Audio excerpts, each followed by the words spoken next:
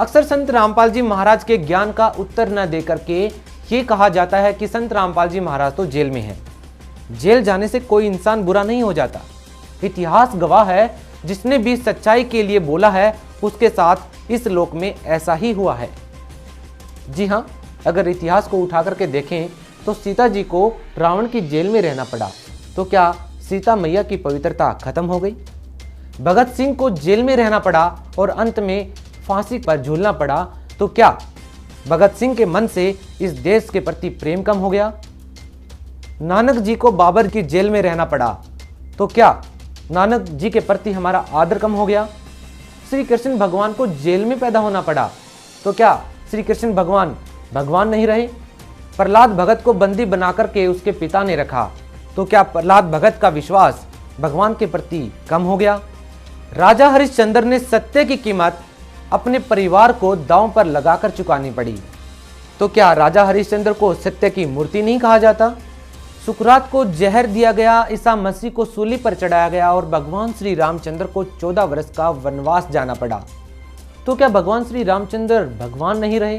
क्या जेल में जाना, ये मान लिया आपने कि जेल में जाने से उस संत की पवित्रता पर सवाल उठाए जा सकते हैं, उस संत के ज्ञान पर सवाल उठाए जा सकते हैं, जिसने दुनिया भर के तमाम धर्म गुरुओं को एक मंच पर आकर के ज्ञान चर्चा करने की चुनौती दी? उन सभी धर्म गुरुओं को संत रामपाल जी महाराज ने आध्यात्म के मैदान में ललकारा और निरुत्तर साबित किया, जो आज तक भगत समाज को गलत मार्ग दिखा रहे थे। एक ऐसे महान संत को जिनको हमें सर आंखों पर बैठाना चाहिए, जिनकी हमें पूजा करनी चाहिए, जैसा कि आज तक ये समाज करता आया है कि महापुरुष के जाने के बाद हम उसे भगवान का दर्जा देते हैं, उसे महापुरुष का दर्जा देते हैं, तो आज फिर क्यों हम वही गलती दोहरा रहे हैं? आज हम शिक्षित हैं, सबसे बड़ा जो वरदान हमें मिला है वो शिक्षा का मिला है। आज हम अपने सदग्रंथ उठा करके देख सकते हैं, समझ सकते हैं क्या सही है और क्या गलत है। उसके बाद हम ये निर्णय जरूर ले सकते हैं कि संत रामपाल जी महाराज जो बता रहे हैं वो शास्त्रों के अनुसार भक्ति बता रहे हैं, वो वही ज्ञान बता रहे हैं जो आज से 700 साल पहले कबीर जी बता करके गए थे, और आज कबीर को पूरा हिंदुस्तान ही नहीं पूरी दुनिया मानती है। संत रामपाल जी महाराज एक ऐसे संत हैं जिन्होंने आध्यात्म के मार्ग में मील का पत्थर साबित हुआ है उनका ज्ञान। इसलिए आप सभी से हमारी गुजारिश है, एक बार अपने शास्त्रों को उठा करके देखिए। ये जो पाखंडवाद फैला हुआ है उसी पर संत रामपाल जी महाराज ने करारा प्रहार किया है।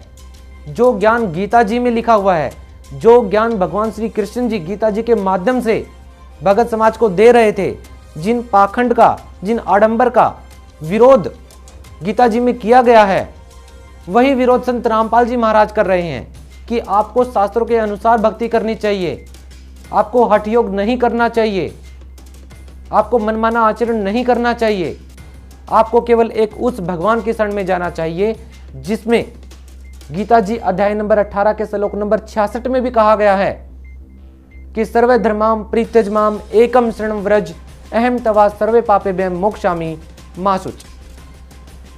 ये श्लोक अपने आप में बहुत कुछ बताता है, और इसी श्लोक का गलत अनुवाद करके गीता अनुवाद दाताओं ने, जिन्होंने भी गीता का अनुवाद किया है, उन सभी ने इस श्लोक का गलत अर्थ करके हमें भक्ति मार्ग से भटका दिया। लेकिन आज संत रामपाल जी महाराज ने भगत समाज पर उपकार किया है। गीता जी का यथार्थ ज्ञान भगत समाज के सामने पहुंचाकर भगत समाज तक उस ज्ञान को यथार्थ भाव में बताकर संत रामपाल जी महाराज ने इस समाज के ऊपर बहुत बड़ा उपकार किया है। तो हमें संत रामपाल जी महाराज के इस ज्ञान को समझना चाहिए और अपने जीवन में उतारना चाहिए। यही ऐसे न्यूज़ की आप सभी से गुजारिश है। धन्यवाद।